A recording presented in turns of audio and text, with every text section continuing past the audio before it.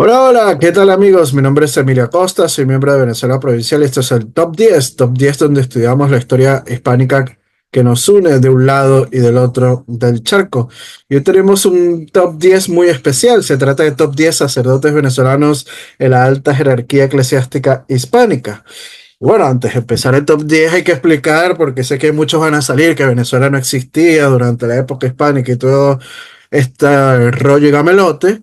Hay que recordarles que la provincia de Venezuela se funda en el año de 1527 mediante Real Cédula de Su Majestad el Rey de España Carlos I y Quinto de Alemania, y que el actual territorio venezolano se fundamenta en la creación de la Capitanía General de Venezuela en el año de 1777. Así que hablar de venezolanos es como hablar en términos provinciales hoy en día, como hablar de un andaluz, de un canario o de un gallego, ¿no? Entonces, bueno, ya aclarado esto, pues comenzamos este top 10, pero no sin antes recordarles que este top 10 no tiene ningún orden de importancia en específico, sino que simplemente es al azar, y también darle una breve introducción, ¿no? A lo que es este top 10 sacerdotes venezolanos en la alta jerarquía eclesiástica hispánica. Y hay que recordar que el mito impuesto por la historiografía oficial de que durante la época hispánica, pues los criollos no podían acceder a altos puestos, ha sido pues desmontada en varias ocasiones aquí en Venezuela provincial y por otros historiadores. Y bueno, los criollos no solo ocuparon puestos de relevancia en la administración española y en las milicias defensoras de la monarquía hispánica, sino también los vemos ocupar cargos de consideración dentro de la jerarquía de la Iglesia Católica hispana, ¿no?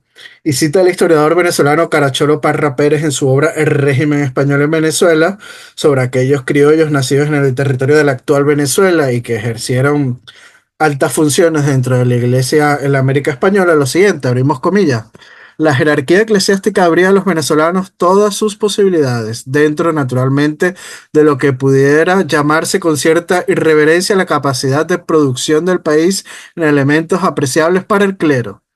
Para el año 1670, las altas dignidades eclesiásticas empezaban a caer en manos de criollos. Un prelado de renombre, Fray Gaspar de Villarroel, arzobispo de Charcas, era venezolano o quiteño, como lo fueron Sobremonte y José Martínez de Porras, obispo de Puerto Rico, Mijares de Solórzano y Jaime Pastrana, obispos de Santa Marta, y aquel ilustre don Juan de Arrechedera, que llegó a obispo y capitán general de Filipinas, don Diego de Baños y Sotomayor, obispo de Caracas, y Fray Cándido de Torrijos, segundo obispo de Mérida, nacieron en Bogotá. Monseñor Ibarra, primer arzobispo de Caracas, nació en Guacara. Y por cierto, que su elección no fue generalmente aprobada por su parentesco con mucha parte del engreído criollismo. Recordamos que estaba emparentado con los Bolívar, como escribe el anónimo continuador del cronista Terrero. Vale decir que el pueblo bajo y las gentes del estado llano habrían preferido que se diese entonces la mitra a un español europeo. Fin de la cita del historiador venezolano Caracholo Parra Pérez, ¿no? Así que bueno, muchos de los sacerdotes que fueron nombrados por Parra Pérez, pues iremos diciendo su breve biografía en este top 10 a continuación. Así que bueno, empezamos con el número uno. El número uno es nada más y nada menos que Marcos de Sobremonte, o su nombre completo Marcos Arista de Sobremonte, que fue un prelado católico que llegó a ser obispo de Puerto Rico, nacido en el año de 1609 en la ciudad de Santiago de León de Caracas, específicamente en la esquina de Monjas y Padre Sierra, más cercano a Padre Sierra. Bajo el seno de una de las familias criollas acomodadas, su padre fue un acreditado y estimado escribano real, hay que recordarlo así de esa manera, ¿no? Y bueno, a temprana edad pues recibió formación clerical hasta llegar a ser nombrado provisor del Cabildo Eclesiástico de Caracas. En 1640 es nombrado obispo de Venezuela, Mauro Tovar. Y bueno, Sobremonte se convirtió en su acólito. Tovar tuvo muchos conflictos con el gobernador Fuenmayor, y la gravedad de los mismos obligó a la Real Audiencia de Santo Domingo a enviar un juez pesquisidor, pero fue asesinado.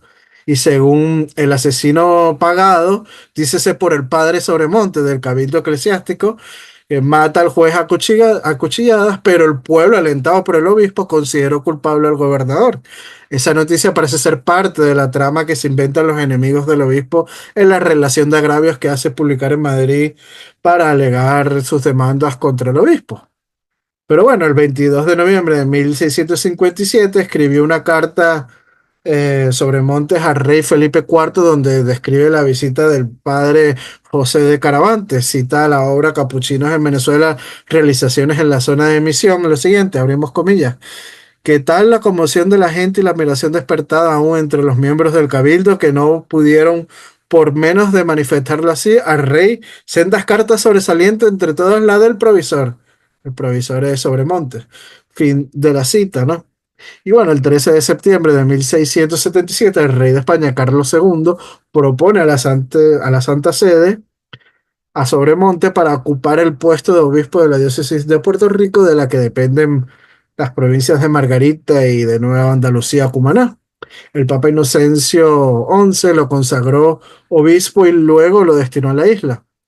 El presbítero cuyano Francisco Pérez Camacho, músico y maestro de capilla de la Catedral de Caracas, acompañó al nuevo obispo hasta San Juan de Puerto Rico.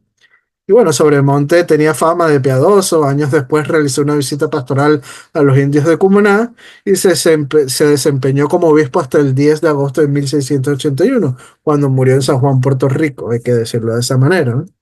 Así que bueno, interesante la historia de este obispo de Puerto Rico, el caraqueño Sobremontes, ¿no? Vamos con el número 2.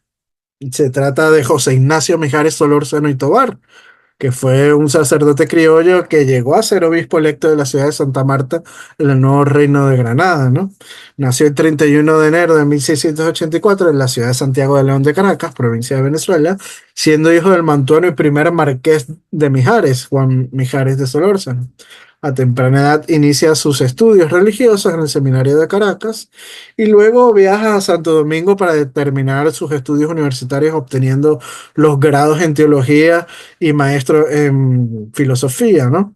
Cita el historiador cubano-venezolano Antonio Herrera Bayán en su obra La estirpe de las Rojas que Mijares llegó a ocupar en Caracas los puestos de canónigo magistral, después tesorero, chantre, arcediano de la Santa Iglesia de la ciudad de Santiago de León de Caracas, doctor del claustro de la Universidad Real y Pontificia de Caracas, catedrático de prima de teología, regente de los estudios del Real Colegio Seminario, examinador sinodal de su obispado y vicario del monasterio de religiosas de la Inmaculada Concepción de dicha ciudad.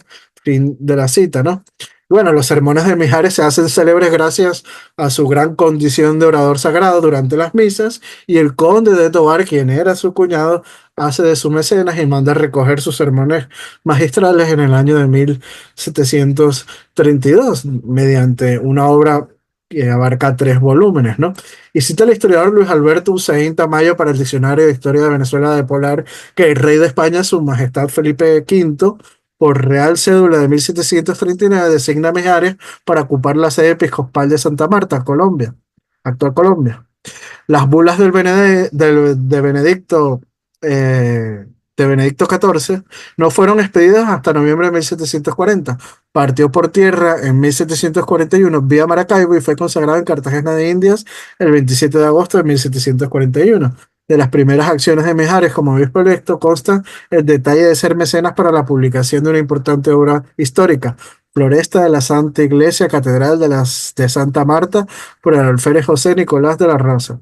Emprendió pronto su visita diocesana y en ella sorprendió la muerte en Ocaña o en sus alrededores. Fin de la cita. Que recordar que dicho fallecimiento ocurre en un día 20 de mayo del año de Nuestro Señor de 1742. Así que bueno, no perdamos tiempo y vamos con el número 3. El número 3 es un personaje un poco polémico, ¿no? Porque algunos señalan que es que nació en la Real Audiencia de Quito, otros que nació en Venezuela, pero bueno, vamos a considerarlo para estos casos venezolanos en este top 10, ¿no?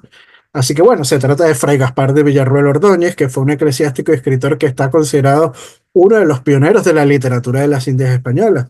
Sus padres fueron un licenciado del mismo nombre, quien había vivido la Real Audiencia de Guatemala, y su madre, doña Ana Ordóñez de Cárdenas, nacida en la ciudad de Barquisimeto, provincia de Venezuela. Esto sí está confirmado 100% por documentación, ¿no? Así que si no es de nacimiento venezolano, pues por parte de madre lo es, ¿no? Aunque algunos historiadores sostienen que sí nació en Venezuela y ahorita vamos a hablar de eso. Y bueno, como hemos dicho, el lugar de nacimiento de Fray Gaspar de Villarroel genera controversia y algunos biógrafos señalan en base a las crónicas recogidas por el padre Bernardo de Torres, que nació en Quito en 1592 o hacia 1587. Pero otros historiadores, basados en el cronista José Oviedo Ibáñez, recogen que este prelado era barquisimetano. Cita a Oviedo Ibáñez en su obra de 1723, Historia de la Conquista y Población de la Provincia de Venezuela, lo siguiente, abrimos comillas. Se gloria con razón Barquisimeto de contar entre sus hijos al ilustrísimo señor Don Fray Gaspar de Villarroel, arzobispo de las Charcas, ilustre honroso de su patria y honor. Fin de la cita. Bueno, lo cierto es que su madre era barquisimetana y que sus padres le llevaron a Lima de temprana edad y, o sea, que se crió en Lima a temprana edad, aunque no nació en Lima. Y cita el historiador Ángel Grisanti en su texto Fray Gaspar de Villarroel, un sabio prelado continental de origen barquisimetano, lo siguiente, abrimos comillas, sabio prelado, fecundo escritor, autor de varios tratados teológicos y de gobierno eclesiástico pacífico, especie de enciclopedia religiosa y suma de derecho canónico. Su obra más profunda y conocida sin duda algunas. Predicador del rey, obispo de Santiago de Chile y de Arequipa, arzobispo de Charcas, arquidiócesis que tenía como sufragáneas las diócesis de Buenos Aires, Asunción y Tucumán, y era una de las jerarquías eclesiásticas más importantes y honoríficas del continente, cancelario de la Universidad Mayor Real y Pontificia de San Francisco Javier de las mismas Charcas. Villarroel, el astro más brillante del siglo XVII en la literatura y en las ciencias americanas, y para nosotros, el Andrés Bello de esa centuria. Fin de la cita, ¿no? Y bueno, hay que recordar que cuando Villarroel viajó a la península, sus dotes de oratoria hizo que el rey Felipe IV le nombrara predicador de la Real Capilla. Cuando el padre terminaba sus sermones, el rey levantaba y le ayudaba a descender del púlpito y murió, hay que decirlo, el 12 de octubre de 1665 en la audiencia de Charcas, lo que actualmente es Bolivia, ¿no? El Alto Perú. Vamos con el número 4 y vamos a hablar de José Martínez de Porras. Bueno, Porras, Martínez de Porras fue un sacerdote criollo que nació en la ciudad de Santiago León de Caracas en el año de 1688 y a temprana edad pues empieza sus estudios de filosofía siendo alumno de José Mijares Solórzano desde 1713 a 1716.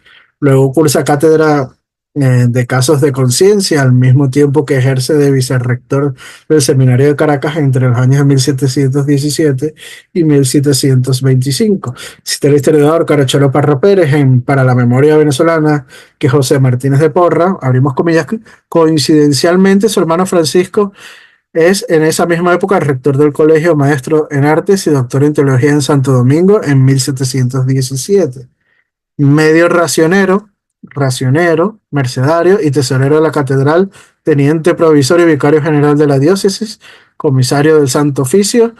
El 18 de abril de 1752 fue nombrado obispo de Puerto Rico, nombramiento al que se le rehusaba por achaques de salud y del que no llegó a tomar posesión, inculpando bajo sospecha de apoyo al levantamiento de Francisco Solano. El obispo Machado y Luna lo defiende y puede reivindicarlo y ponerlo en libertad el 10 de julio de 1752 y muere el 3 de octubre del año siguiente mientras esperaba que su enfermedad le permitiese trasladarse a tomar posesión de su obispado en Puerto Rico. Fin de la cita.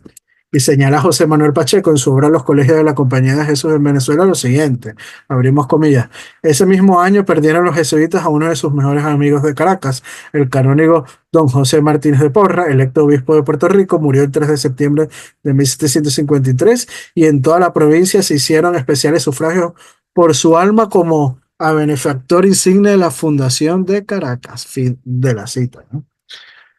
Un caso muy peculiar, porque fue electo obispo de Puerto Rico, pero murió antes de poder llegar a la isla a ejercer pues su mandato.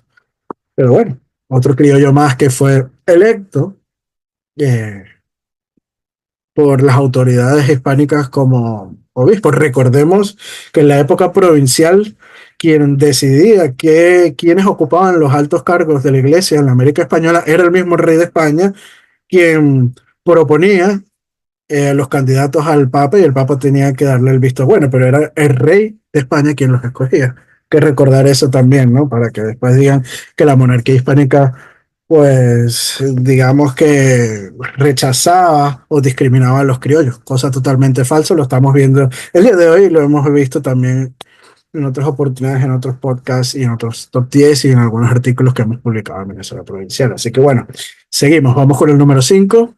Vamos a hablar de Gregorio Jaimes de Pastrana, que fue un sacerdote criollo consagrado obispo para la extensa diócesis de Santa Marta en el Nuevo Reino de Granada. Y bueno, nació en la villa de San Cristóbal del Táchira el 14 de mayo de 1626, sacerdote andino venezolano, ¿no? Y sus padres fueron el capitán Isidro Jaimes de Bazán, encomendero y alcalde ordinario de San Cristóbal, y doña Isabel de Pastrana, ¿no? Sus primeros estudios los realizarán en el Colegio San Bartolomé de la ciudad de Santa Fe de Bogotá, y aprende gramática, artes, teología y cánones. Y para el año de 1649 se ordena sacerdote en la capital de la Nueva Granada, ¿no? En Santa Fe del Nuevo Reino. Posteriormente es nombrado cura rector propietario de la Catedral de Santa Fe y en 1671 será electo como canónigo magistral con todas las dignidades del cabildo de la catedral, constando en documentación que es, abrimos comillas, varón de toda virtud y madurez y buena vida y costumbres y sana conversación. Fin de la cita.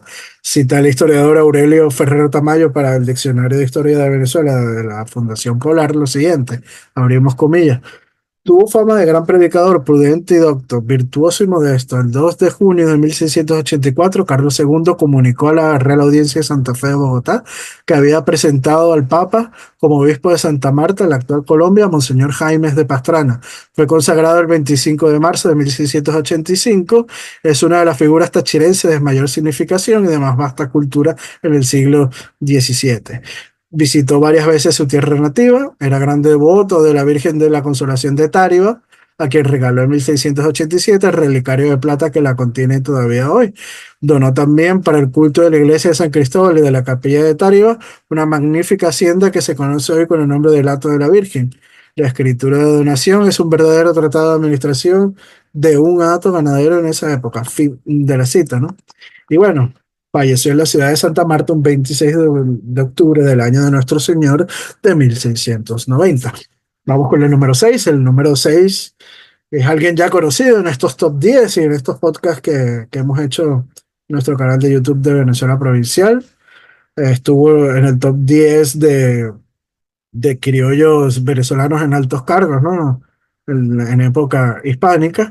Y se trata de Juan de Arrechederra, ¿no? Que también estará en este top 10 de sacerdotes venezolanos en altos cargos de la monarquía hispánica, ¿no? Y bueno, contra el mito de que los criollos eran discriminados y no podían acceder a altos cargos dentro de la administración de la monarquía hispánica, existen muchos ejemplos que lo desmontan, y uno es este, ¿no? El de Juan de Arrechederra Tobar. Este criollo nació en Santiago de León de Caracas en 1681, de padres también criollos venezolanos, pertenecientes, hay que decirlo así, a la élite mantuana del Valle de Caracas, o sea, que era un mantuano. En 1696 es becado en el Colegio Seminario de Santa Rosa de Lima de Caracas y luego en 1698 ingresará a la Escuela de Artes. Para 1701 entra al convento de San Jacinto de la Orden de Predicadores de Caracas. Bueno, luego se muda al Virreinato de la Nueva España, actual México, donde en el año de 1707 se graduó de licenciado en teología y de doctor de la misma facultad de Puebla. En 1713 se embarca en las Islas Filipinas en una misión dominica y en Filipinas, gracias a su excelente labor, es seleccionado en 1718 provincial del Santísimo Rosario de Filipinas. Entre 1721 y 1725 se desempeña como vicario de Cavite y director del Hospital de San Gabriel. En 1725 es elegido rector del Colegio de Niños Huérfanos del Colegio de San Juan de Letrán. También se desempeña como rector de la Universidad de Manila y de la Universidad de Santo Tomás de Aquino, ¿no? y en el año de 1744 fue nombrado obispo de Nueva Segovia en Filipinas y tras la muerte del gobernador general Gaspar de la Torre. En 1745, Arrechederra se convirtió en un gobernador general interino. El rey de España, Felipe V, le reconoció mediante bula como obispo y lo afirma en su puesto de gobernador interino. Y bueno, Arrechederra gobernará Filipinas por 5 años, con buena gestión, tomando medidas para frenar la piratería morisca, mejorando las defensas en las ciudades de Manila y Cavite, y pacifica la rebelión de la provincia de Inabanguán, acomete la evangelización de las islas Mindanao y Joló, y así vio como en 1749 era bautizado Ali Mudin, el rey de Joló, quien le pide ayuda para recuperar su sultanato, ¿no? Y bueno, para el año de 1748, el rey Fernando VI le indica mediante Real Cédula que terminara su gobierno cuando llegara su sustituto y asumiera el obispado de Nueva Segovia. Y bueno, el 20 de julio de 1750 abandona la gobernación, pero murió el 12 de noviembre de 1751 en Manila y no pudo ejercer como obispo de Nueva Segovia, ¿no? Así que bueno, sin duda alguna, Juan de Arrechederra Tobar es uno de los criollos venezolanos más importantes durante la época provincial o virreinal de la América Española, ¿no? Es un personaje que debemos de rescatar y tomar siempre a cuenta, ¿no? Vamos con el número 7. Vamos a hablar de Gregorio Francisco de Campos. Y bueno, este fue un sacerdote criollo nacido en la ciudad de Maracaibo el 25 de julio de 1718. Y bueno, a temprana edad partió de la península ibérica, haciendo sus estudios eclesiásticos en la ciudad de Sevilla, ¿no? Siendo miembro del gremio y del claustro de la Universidad de Sevilla y de cánones en Ávila. Para 1747 ingresa como académico honorario de la Real Academia de la Historia y en 1754 fue nombrado arcediano y deán de la Catedral de Santa Fe de Bogotá. Regresa a la península donde doctoró en teología y cánones por la Universidad de Sevilla y el 4 de mayo de 1764 fue designado por Su Majestad el Rey Carlos III, obispo de La Paz, en el Alto Perú, donde fue entronizado el 23 de octubre de 1765. Ahí durante su ejercicio realizará pues 3 visitas pastorales a las provincias de su diócesis, ¿no? Y cita la historiadora María Eugenia del Valle de Siles lo siguiente. Don Gregorio Francisco de Campos, junto con recibir la mejor preparación filosófica y teológica que se podía impartir al sacerdocio más selecto, pudo empaparse en Sevilla y en Madrid de todas las exigencias de la mentalidad del iluminismo y del regalismo, sustentado por el patronato real en el siglo XVIII, al recibir las designaciones de deán de Santa Fe y sobre todo del obispo de La Paz de las manos de Su Majestad Carlos III. Se convirtió en el miembro del Real Consejo de Su Majestad y por lo tanto en funcionario de la corona española a través del ejercicio de sus tareas episcopales. Las obligaciones que este cargo le imponía no pudieron desde luego borrar jamás el sello indeleble de su sacerdocio, al que permaneció siempre fiel atendiendo, como hemos visto, con especial dedicación en sus momentos de oración, meditación, sacrificio, caridad y entrega. Pero las exigencias del régimen del patronato real, perfectamente estructurado y encarnado en el sacerdocio español y sobre todo en el americano, insertaban de tal modo a sus miembros en el regalismo, que estos llegaban a sentir que solo cumplían bien sus deberes religiosos cuando cumplían con absoluta responsabilidad sus obligaciones profesionales de funcionarios eclesiásticos de la corona. Fita la cita, ¿no? Y bueno, de Campos muere ejerciendo su cargo de obispo de La Paz el 22 de diciembre de 1789. Que bueno, interesante la vida de este maravino, ¿no? Vamos con el número 8. Vamos a hablar de Francisco de Ibarra y Herrera, que fue uno de los clérigos criollos más importantes de la provincia de Venezuela. Nació el 19 de septiembre de 1726 en el pequeño pueblo de Guacara, actual estado Carabobo, y sus padres fueron los caraqueños Gabriel Ibarra y doña Brígida Herrera, ¿no? Realiza los estudios elementales en su terruño natal y luego ingresa en el Seminario de Caracas y en la Real y Pontificia Universidad de Caracas, ¿no? Egresando de doctor en cánones en 1750 y pasando a ser catedrático de la misma institución, de la cual fue rector entre 1754 y 1758. Llegó a ocupar las máximas jerarquías eclesiásticas de su época, que le distinguieron por haber sido 2 años arzobispo de Venezuela y luego de haber sido 8 años obispo de Guayana y 5 obispo de Caracas. correspondía al rey de España, su majestad Carlos IV, elegir al nuevo obispo de Guayana, y el rey postuló ante el Papa Pío VI al Monseñor Ibarra, posiblemente por sugerencia de tres personas influyentes: Francisco de Saavedra, Fermín de Sancinenea y José Pinto Patiño, este teniente coronel. Y bueno, que conocían bien Venezuela, como también los méritos y cualidades del postulado, ¿no? Y cita el historiador Germán González para el Diccionario de Historia de Venezuela lo siguiente, abrimos comillas: se dedicó a organizar las diócesis, previó la construcción de una catedral de una nueva planta, echó las bases del seminario de Guayana y ordenó sacerdotes nativos en su propia diócesis. Quebrantos de salud llevaron a presentar su renuncia en cuatro oportunidades, entre 1792 y 1796, mientras las autoridades civiles y eclesiásticas de Caracas lo proponían para obispo de Caracas.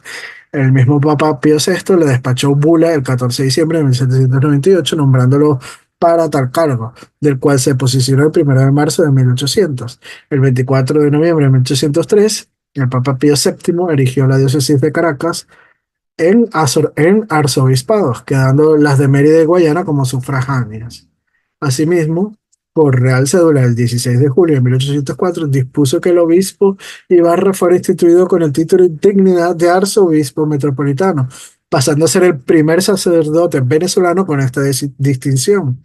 El 3 de septiembre de 1805 se recibió el palio arzobispal y la imposición se llevó a cabo el 12 con gran solemnidad, hallándose en trance de muerte el 18 de septiembre de 1806. Fin de la cita. Bueno, sin duda alguna, este sacerdote, Francisco de Ibarra Herrera, es uno de los más importantes eh, de la historia provincial de Venezuela, ¿no? Siempre hay que tomarlo en cuenta. Vamos con el número 9. Y el número 9 es Marcos Joseph Reyes Cueto, que fue un sacerdote criollo nacido en la ciudad de Santiago de León de Caracas en el año 1708, de padre peninsular y madre margariteña, ¿no? Y bueno, desde temprana edad ingresó en el seminario de Santa Rosa de Lima, en Caracas, obteniendo el título de bachiller en filosofía y ordenándose sacerdote. Rápidamente demuestra grandes dotes y se le encarga el puesto de teniente de cura de San Sebastián de los Reyes. Posteriormente será en la población de San Carlos de Austria, actual estado Cojedes, teniente de vicario y velador de diezmo, ¿no? De allí pasó al pueblo de Guayguasa, cerca de Valencia, donde ejerce el curato y capellanía, y en el año de 1736 es designado como cura del pueblo de indios de Nuestra Señora de Copacabana de Guarenas, ¿no? Y al llegar a la población se encuentra con una situación tensa entre los indios y los hacendados criollos y pardos, quienes invaden sus tierras comunales. Reyes denuncia esta situación ante las autoridades españolas y consigue que el gobernador don Gabriel de Zuloaga ordene la devolución de las tierras a los indios. En el año de 1749 renuncia al curato de Guarenas y solicita que le sea conferido el de Santa Lucía, en lo que hoy en día conocemos como Alto de Macuto, que se encuentra disperso, ¿no? Ahí volvería a enfrentarse a los hacendados criollos, ya que no le dejaban fundar un pueblo en las tierras de una hacienda que había adquirido, y le escribe al gobernador Julián de Arriaga lo siguiente, abrimos comillas: mientras más pueblos, más ministros, más cárceles, más justicia repartida. Y si todo esto es el rey, luego mientras más pueblos, más crece el rey y su respeto. Y él le da fama a una provincia, el comercio. Y el comercio, ¿quién lo descubre y facilita? Los pueblos. Pues haiga pueblos y tendrá la provincia fama, riqueza y comercio. Auge en verdad de su señor y rey. Fin de la cita, ¿no? Y bueno, en 1750 consigue la autorización del gobernador Arriaga y funda el pueblo de Santa Lucía, entonces en los valles del Tuy, ¿no? Y promueve de su propio bolsillo la agricultura local, realiza el trazado de cuadras y calles y reparte 200 solares a las familias que vivían alrededor. Para el año de 1761 entrega sus tierras a los pobres y la parroquia, retirándose como mayordomo de la fábrica de la iglesia, donde moriría en el año de 1779, ¿no?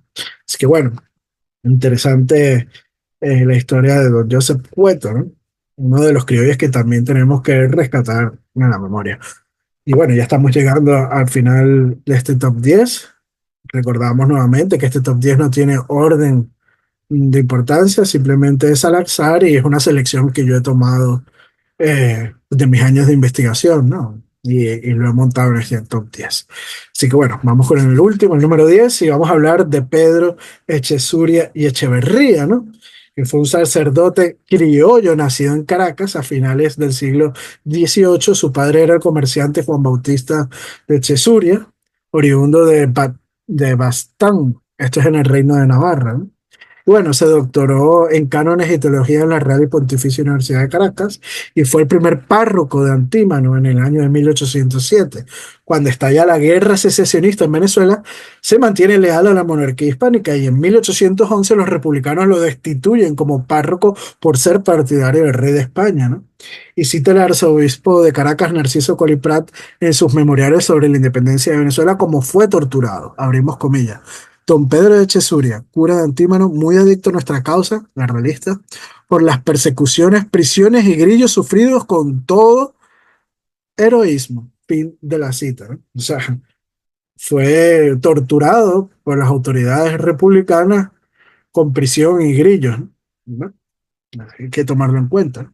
Bueno, en 1812 el arzobispo lo envió en misión para evitar que la rebelión de esclavos ocurriera en Barlovento, que invocaba al rey de España, Fernando VII, entrara violentamente a Caracas. Y cita lo siguiente, abrimos comillas, volvió de su convención el expresado cura don Pedro de Chesuria para explicarme el actual estado de aquellas gentes de color con todos los buenos efectos causados por la lectura de mis cartas, como victoriaron a vuestra majestad y gobierno monárquico, como por sus respectivos comandantes se habían dado seguidamente las órdenes con el deseado fruto de todos los demás puntos para que se suspendiesen las hostilidades. Fin de la cita, ¿no?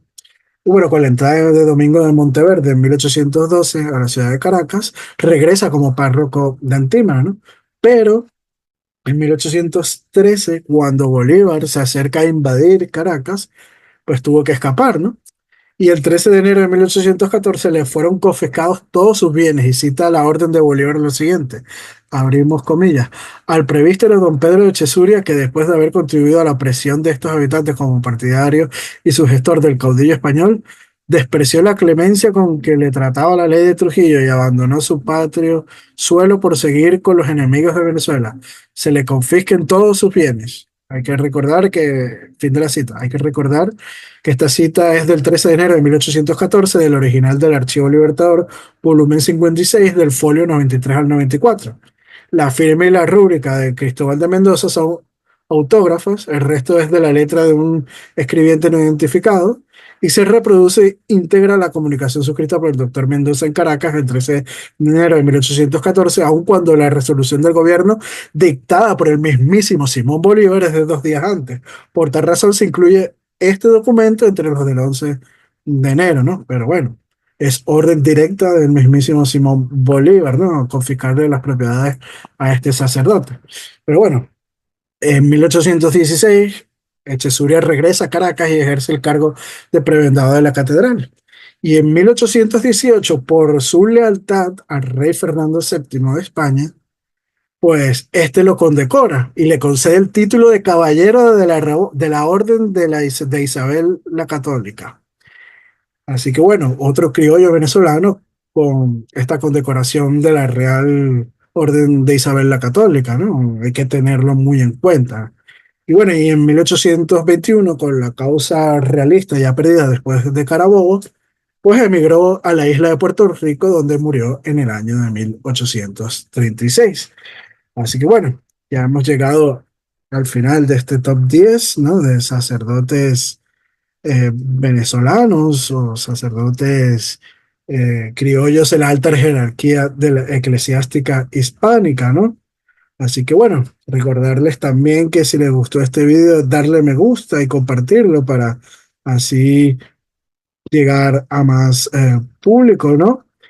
También darle a la campanita para que estén informados de todo el material que subimos a nuestro canal de YouTube, tanto estos top 10 como las entrevistas que tenemos con diversos historiadores e investigadores históricos del mundo hispano en general, ¿no? Nuestros artículos de investigación histórica los publicamos diariamente en nuestras redes sociales como lo son Instagram y Facebook. Y bueno, también recordarles que si quieren ser mecenas o patrocinantes de nuestro proyecto de divulgación histórica, pueden hacerlo a través del Patreon de Venezuela Provincial, con tan solo 1 euro, lo que cuesta pues una lata de refresco en un supermercado, pues ya nos están ayudando en esta labor de divulgación histórica. Aprovechamos para enviarle un fuerte saludo y abrazo a nuestros mecenas y patrocinantes, como lo son Gabriel Arrieta, Ángel Suárez, Juan Cristóbal García, Lomel Izam, Daniel Sierra, Domingo González, Miguel Curvelo y los miembros de nuestro canal de YouTube de Venezuela Provincial, África del Valle y Antonio Miraquian, que también haciéndose miembros a través de nuestra canal de YouTube, de nuestra página de YouTube, ya nos están apoyando en esta labor de divulgación histórica. Así que sin más, espero que les haya gustado este top 10 del día de hoy y si quieren que toquemos otros temas en estos top 10 no dejen de comentarnos en la cajetilla de comentarios en la parte inferior de este vídeo. Así que sin más, chao, chao y hasta la próxima. Adiós.